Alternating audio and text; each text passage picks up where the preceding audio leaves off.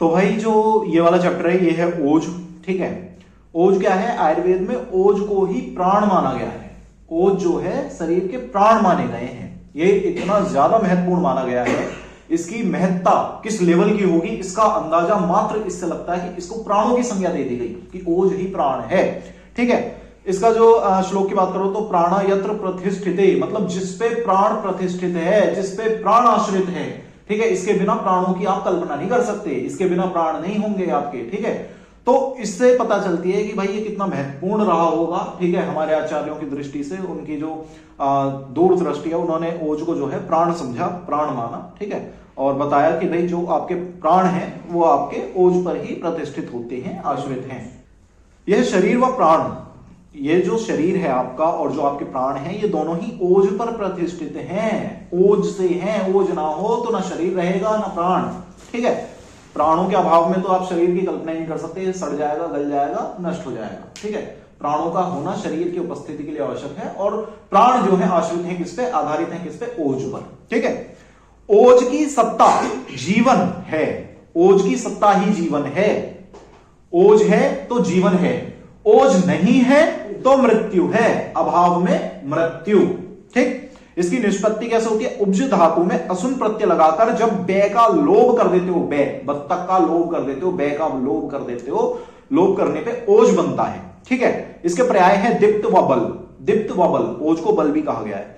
जिस प्रकार मधुमक्खी पुष्पों से रसों को एकत्र कर मधु एकत्र करती है। ठीक है भाई, रसों का जो उत्कृष्ट सबसे बेस्ट सार भाग है उसको जब वो कलेक्ट करके एक जगह इकट्ठा करती है तभी तो मधु बनता है। उसी प्रकार शरीर में रहने वाले गुण अपने कर्मों से ओज को एकत्रित करते हैं। हमारे शरीर में कुछ ऐसे गुण पाए जाते हैं जो पूरे शरीर में से, पूरे शरीर का यहां पे मतलब है सभी धातुओं में से, हमारे शरीर में कुछ ऐसे गुण पाए जाते हैं जो पूरे शरीर में से ओज को एकत्र करते हैं, इकट्ठा करते हैं। ठीक है, इसके बाद सभी धातुओं का सारभूत अंश ही ओज है। अभी मैंने कही कि शरीर में से अगर कोई चीज एकत्र हो रही है तो शरीर क्या है? 7 धातु ही तो शरीर है। मतलब कि धातुओं में से उनका उत्कृष्ट भाग, जो सबसे बेस्ट पार्ट है, उनमें से जो सबसे उनका बेस्ट आउटकम है, उसको जो है इकट्ठा किया जा रहा है। मतलब कि सभी धातुओं का सारभूत अंश ही ओज है।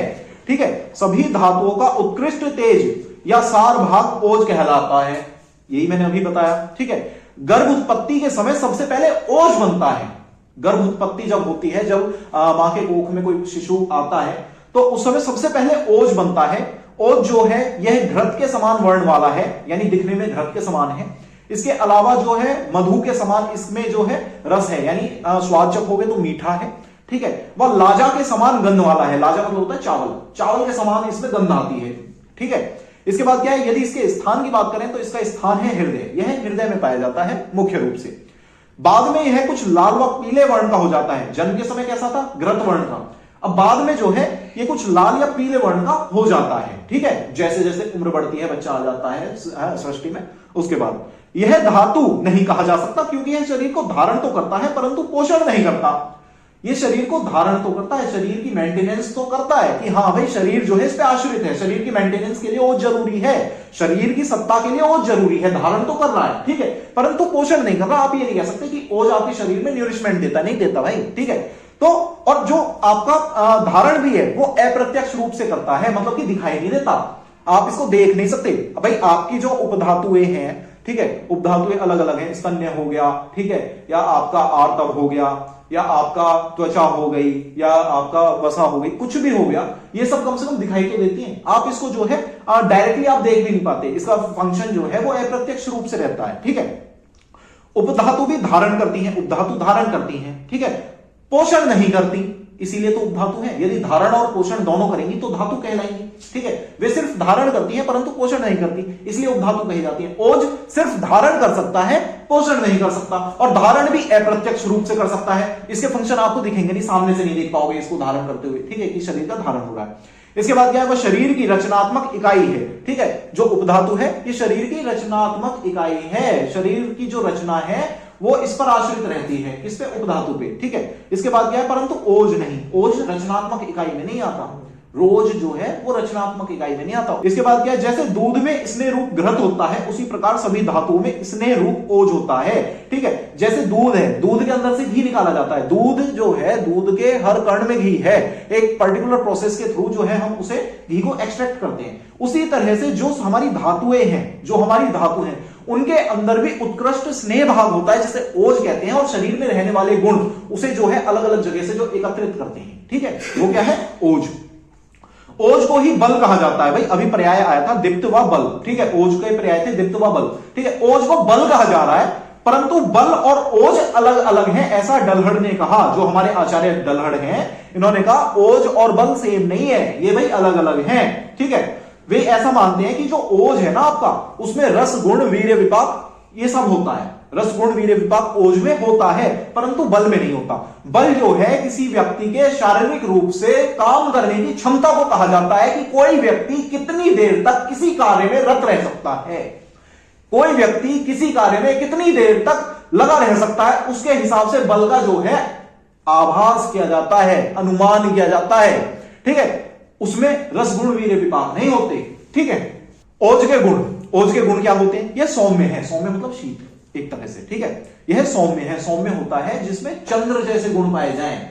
ठीक है, आग्नेय होते हैं जिनमें सूर्य जैसे गुण पाए जाएं। ठीक है, यह सौम्य है, स्निग्ध है, ठीक है, चिकना, ठीक है, शुक्ल है, सफेद रंग का है। ठीक है, शीत वीर्य है, ठंडा है, वीर्य यदि बात करोगे तो शीत है, इसका पोटेंसी इसकी शीत है। ठीक है, स्थिर है, ठीक है, स्थिर है मतलब स्टेबिलिटी रहती है इसमें। ठीक है, सर है, जल्दी से फैलने की। ठीक है, निर्मल है, किसी प्रकार का इसमें मल नहीं है। भाई उत्कृष्ट भाग है, शुक्र ही निर्मल है जब, तो ये तो शुक्र से भी ऊपर है, तो इसमें तो मल का कोई मतलब ही नहीं, ये निर्मल है।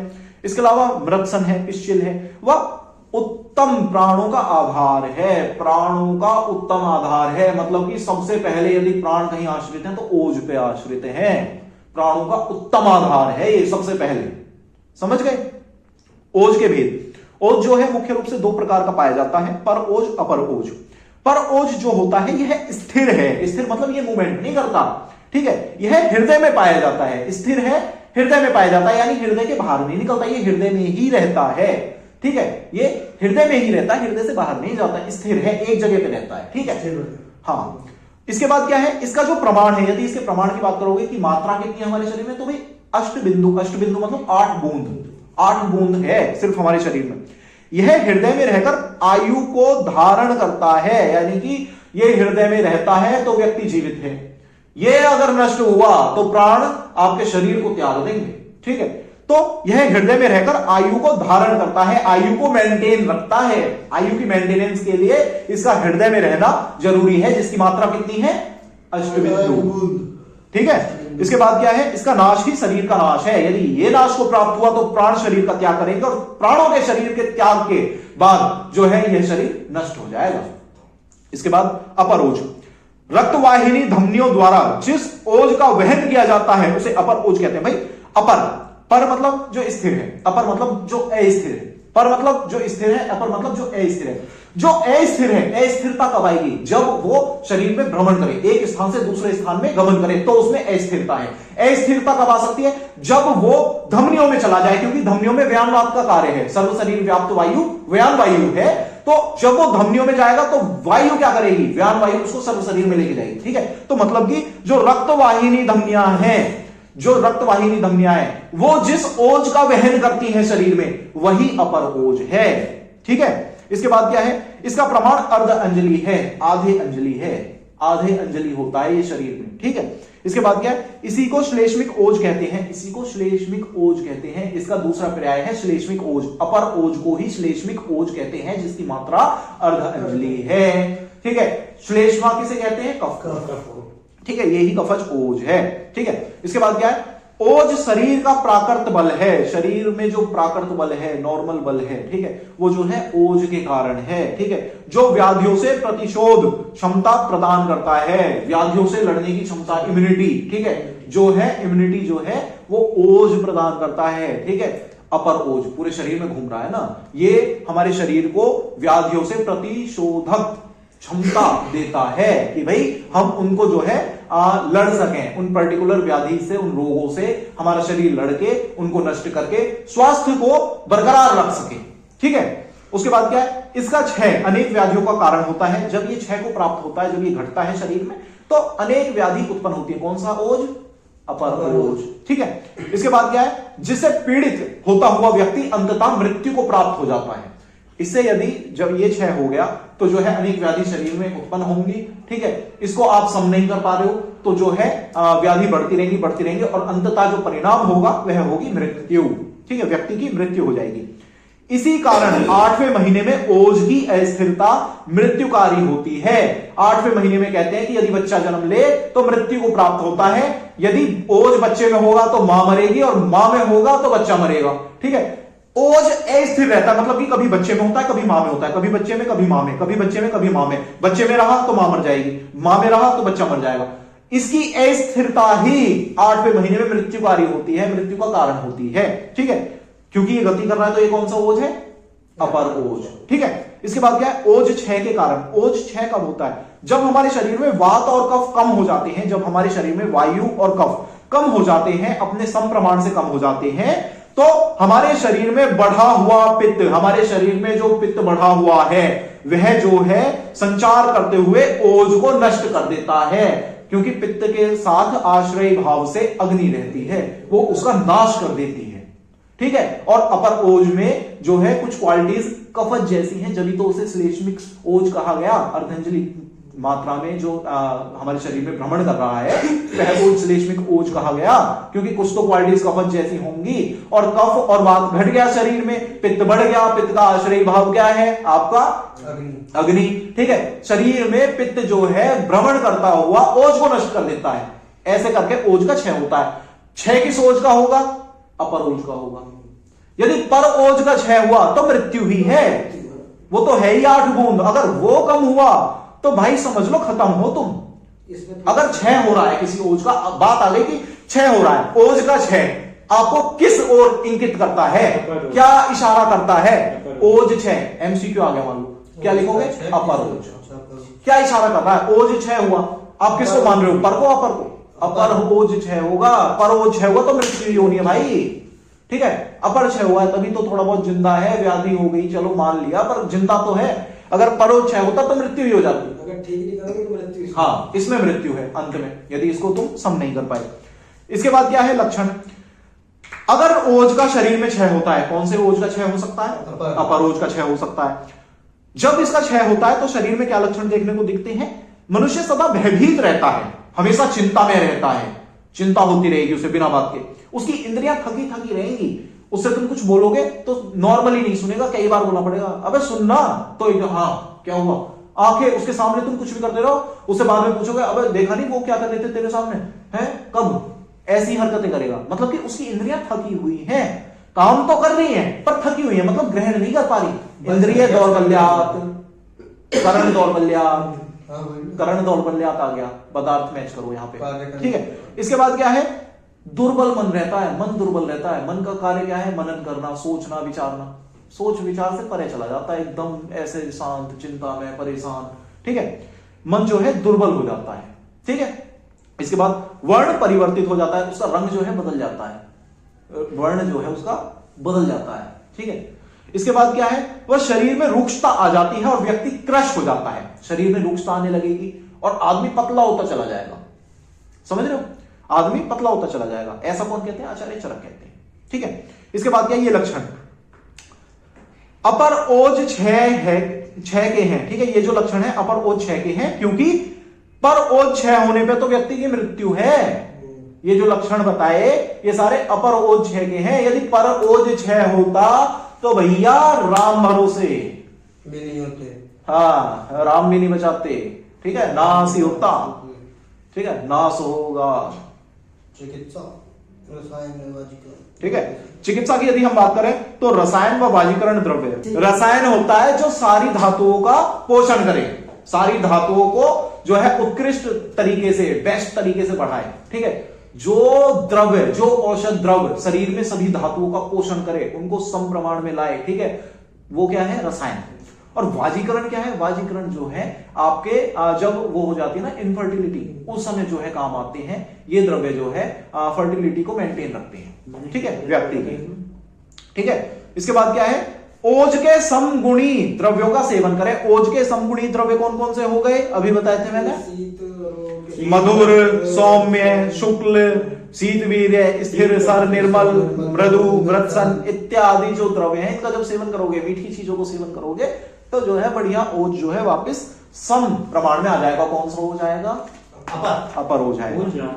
ओज वृद्धि के लक्षण, ओज शरीर में बढ़ेगा तो क्या होगा? नॉर्मली कोई धातु या कोई चीज बढ़ती है तो जो है कोई ना कोई रोग देखने को दिखता है, परंतु जब ओज बढ़ता है शरीर में तो किसी प्रकार का रोग नहीं दिखता, बल्कि संतोष दिखता है। व्यक्ति संतोषी होगा, मस्त एकदम आराम से संतोष रहेगा उसको, ठीक है। उसकी धातु पोषण होंगी, धातुओं का पोषण जो है बढ़िया मात्रा में होगा। इसके अलावा बल की साम्यक वृद्धि होगी, यानी शरीर में बल जो है पर्याप्त मात्रा में रहेगा, जितना उसके शरीर में होना चाहिए, साम्यक वृद्धि होगी बल में। ओज विकृति की 3 अवस्थाएं, व्यापद, विस्त्रंस और क्षय, ठीक है। व्यापद मतलब कि जब वो अपने स्थान से च्युत हो गया, ठीक है।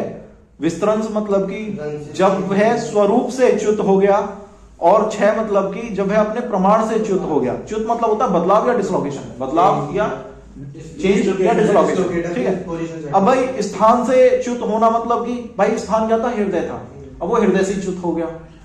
अब क्या है? व्यापद। व्यापद में क्या होता है? जब अपने स्थान हृदय से ओज जब च्युत हो जाता है, मतलब कि ओज अपने स्थान से जो है भटक जाता है, हृदय को जो है हृदय से डिसलोकेट हो जाता है, तो उसे कहते हैं व्यापद, ठीक है। इसमें क्या है? संधियां अपने स्थान से हट जाती हैं, जो संधियां होती हैं, जॉइंट्स होते हैं, वे अपने स्थान से हट जाती हैं, ठीक है। अंगों में पीड़ा होने लगती है, ठीक है। वात आदि दोष अपने स्थान से च्युत हो जाते हैं। इसके अलावा क्या है? वात आदि दोष अपने स्थान से च्युत हो जाते हैं, मतलब कि अपने स्थान से जो है हट जाते हैं, ठीक है। और इसके अलावा शारीरिक, मानसिक, वाचिक, ठीक है। शारीरिक, ठीक है, फिजिकल लेवल पे, मानसिक मतलब मेंटल लेवल पे, और वाचिक मतलब कि बोलने में, ठीक है। जो क्रियाएं हैं वे असामान्य हो जाती हैं, ठीक है, असामान्य रूप से होने लगती हैं, ठीक है। तो इसमें जो है मुख्य रूप से आप जो है अपर ओज को ही ग्रहण करोगे, क्योंकि हृदय जो है ओज का स्थान है। ओज 2 प्रकार के बताए गए हैं, चाहे अपर हो पर हो, स्थान जब हृदय का है तो हृदय में ही है दोनों, ठीक है। इसके बाद क्या है? अब विस्त्रंस। विस्त्रंस में क्या होता है? दूषित हो विकृत स्वरूप को प्राप्त करता है? तो जो विस्त्रंस है, विस्त्रंस में क्या होता है? दूषित होकर, जो ओज है वो दूषित होकर विकृत स्वरूप को प्राप्त करता है। उसका जो स्वरूप है, जो उसका स्वरूप, उसका जो वर्ण हो गया, ये जो चीजें ये जो है विकृत हो जाती हैं। स्वरूप, पिछलता में जो है विकृति आ जाएगी उसके स्वरूप यानी वर्ण में, ठीक है। इन चीजों में जो है विकृति आती है, ठीक है। तो स्वरूप से जो ओज च्युत हो जाए, स्वरूप से जो ओज विकृत हो जाए, वह ओज जो है विस्त्रंस कहा जाता है। इसमें क्या होता है? अंगों में जकड़न होती है, शरीर में भारीपन होता है, ठीक है। वातिक शोफ होता है, वात जन्य शोफ, ठीक है, उत्पन्न होता है शरीर में। वर्ण परिवर्तित हो जाता है, रंग में बदलाव आ जाता है व्यक्ति के। ग्लानि होती है, आदमी जो है डिप्रेशन में रहता है, परेशान रहता है, एंजाइटी होती रहती है उस आदमी को, ठीक है। और इसके अलावा निद्रा और तंद्रा उसके बनी रहती है, मतलब कि जो उसको नींद आती रहती है, आलस आता रहता है, ठीक है। जब ओज 6, ठीक है, ओज विकृति की तीसरी अवस्था क्या है? ओज का क्षय हो जाना। भाई 3 प्रकार से विकृति आएगी। विकृति मतलब कि जो बदलाव है, जो चेंज है, हाँ, तीन प्रकार से आ सकती है। एक अपने स्थान को त्याग दे, दूसरा स्वरूप को त्याग दे, और नहीं तो कम हो जाए, कम हो जाना। तो तीसरी क्या है? 6 में क्या है? सम प्रमाण से क्षीण होना। किसका? ओज का। अब कौन सा ओज 6 हो सकता है? सिर्फ अपर ओज। यहाँ अपर ओज की ही बात चल रही है, ठीक है। इसमें क्या है? जब वो समप्रमाण से क्षीण हो जाता है तो व्यक्ति को मूर्छा आती है, ठीक है। मांस आदि जो धातुएं हैं ये जो है क्षय होने लगती हैं। अज्ञान होता है, मतलब कि याददाश्त जो है धीरे धीरे जाने लगती है, ज्ञान को ग्रहण नहीं कर पाता है, प्रलाप करता, उल्टी सीधी बातें करने लगता है, और अंततः मृत्यु को प्राप्त हो जाता है यदि क्षय को तुम नहीं रोकोगे, ठीक है। हाँ, बल व उसके 3 प्रकार। व्यायाम करने की शक्ति से बल का अनुमान किया जाता है। कोई व्यक्ति है वो 1.5 घंटे कोई काम कर पा रहा है शारीरिक, और कोई व्यक्ति जो 20 मिनट कर पा रहा है, तो बल आप किसमें ज्यादा करोगे? जो 1.5 घंटे कर पा रहा है, ठीक है। भाई शारीरिक रूप से ज्यादा बलवान है, जब तो ज्यादा देर तक टिक पा रहा है। स्टेमिना किसमें ज्यादा है? जो देर तक टिका, ठीक है। उसके बाद क्या है? कार्य करने की शक्ति से व्यक्ति बल अनुसार 3 प्रकार में बांटा गया है। कार्य करने की शक्ति के अनुसार जो है व्यक्ति को 3 भागों में बांटा गया। पहला, जो उत्तम बल युक्त है, वो जो है अधिक कार्य करने की शक्ति को अपने पास रखता है, वो काफी देर तक कार्य को कर सकता है, ठीक है। मध्यम बल वाला, जो मध्यम कार्य करने की शक्ति अपने भीतर रखता हो, ठीक है, यानी कि ठीक ठाक जो है कार्य को कर सके और आसानी से ना थके। इसके बाद जो है हीन बल, मतलब कि जो थोड़ा सा कार्य करने पर ही थक जाए, ठीक है, अल्प कार्य करने की शक्ति जिसमें होती है वो हीन बल ही कहा जाता है। इसके अलावा बलवर्धक भाव, ठीक है, बलवर्धक, बल ऐसे कौन से भाव हैं जिनसे बल बढ़ सके, ऐसे कौन से भाव हैं जिनसे बल बढ़ता है। सबसे पहले तुम किसी बलवान देश में जन्म ले लो। बलवान देश में जन्म लेना मतलब कि जो हमारे अष्टांग है वो क्या कहती है, वो ये कहते हैं कि जो ठंडे प्रदेश में लोग होते हैं वे मुकाबले गर्म प्रदेश के ज्यादा बलशाली होते हैं। शारीरिक रूप से जो ठंडे स्थान पे पैदा होते हैं वे लोग शारीरिक रूप से ज्यादा बलशाली होते हैं, ठीक है, मुकाबले गर्म स्थान पे जन्म लेने वाले लोगों के, ठीक है। तो बलवान देश में जन्म लो, ठीक है। उसके बाद क्या है, बलवान कुल में जन्म लो। तो क्या है, किसी बलवान कुल में जब तुम जन्म ले लो, ठीक है, जहां तुम्हारे एंसेस्टर जो है काफी बलवान रहे हो, ठीक है, तो उसके बाद जो है शारीरिक बल जो है वो वृद्धि पाता है, ठीक है, शरीर जो है बलवान होता है। इसके बाद क्या है, बलवान काल में जन्म लेना। बलवान काल में जन्म लेना मतलब कि भाई मान लो तुम जाड़े में पैदा हो गए, शरीर तो बलयुक्त तो होगा ही, ठीक है। उसके बाद क्या है, उत्तम आहार सेवन करना। अगर मान लो ये 3 भी नहीं हुई तो फिर तुम अच्छा खाना खाओ, ऐसा खाना खाओ जो तुम्हारे शरीर में बल को बढ़ा सके, ठीक है। उसके बाद क्या है, मन का उत्तम गुणों से युक्त होना। मन जो है तुम्हारा अपना, यानी कि तुम्हारे अंदर ऐसी चीज है कि मान लो कोई है, तुम कोई काम कर रहे हो, ठीक है, तुम्हें लग रहा है सब सोच रहे हैं कि नहीं कर पाएगा, नहीं कर पाएगा, तुम्हारे अंदर वो आवाज है कि अब कैसे नहीं कर पाऊंगा, अभी करके दिखाता हूं, ठीक है। तो तुम्हारे अंदर जो एक होता है ना कि कॉन्फिडेंस लेवल, ठीक है, तुम्हारा जो मन है वो उत्तम गुणों से जब युक्त होगा तो बल तो खुद आता है शरीर में निकल के, ठीक है। इसके बाद क्या है, मन का प्रसन्न रहना, ठीक है। मन जब प्रसन्न होता है तो व्यक्ति का शरीर का बल जो है वो अपने आप ही नॉर्मल रहता है, बढ़िया रहता है, ठीक है, साम्यक रहता है। इसके बाद व्यायाम आदि जो व्यक्ति करता है उसके शरीर में जो है बल बढ़ जाता है अपना आराम से, ठीक है। ये हो गया आपका ओज खत्म।